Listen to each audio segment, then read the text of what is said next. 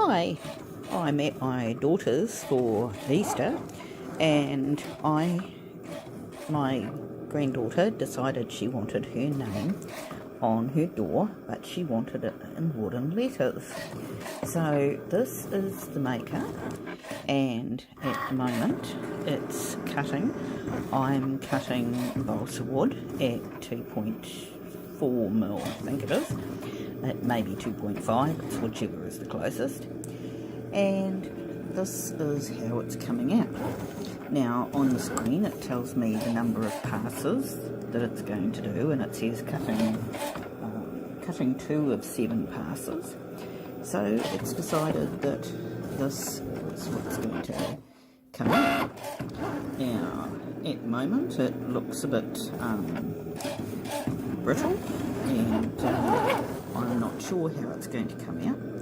I made a net so that I wasn't going to cut my good nets, and I will show you at the end what it comes out like. Now these are the letters and how they turned out. The C, as you can see, has got little wee bits on it in here. The H actually broke by here. If I move that up a bit, you can see there. Again, the E, no, the E's a little bit not great. The L broke. The S is fine, but it became a little bit ragged on the edges. The E stayed together. Oh, hang on, no, I don't think it did. I think that did that. Oh, no, the E stayed together there. And the A fell apart. Now, having said that, I'm going to turn these over because, oops, I'm going to turn that one over because that one didn't, that one just fell on the floor. Now, if we look at the opposite side of them, or the underside, you will see that the underside actually looks a lot better. So if I turn the E over and get my hand out, even that looks a much better cut. So as it's going down, the cut is better. So I think with my next cut, what I'll do is I'll mirror image the cut. But that gives you an idea of what it's like.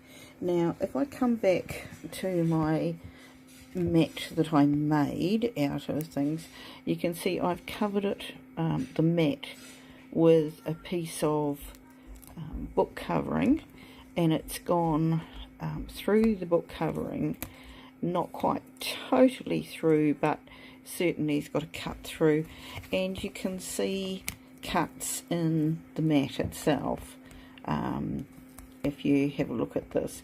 And that's quite deep cuts. Now it did 7 passes, and I let it do all 7 to see what they were like, but I would be tempted to stop it after maybe 5 or 6 and see how that worked. So this is my first trial. Hi, now this is it cut in reverse this time, and as you can see, I'll clean back out. You can see it still cuts quite ragged on the side. You can see where I've lowered it on the sheet. I'm just going to pause and take it off and see if it's any better.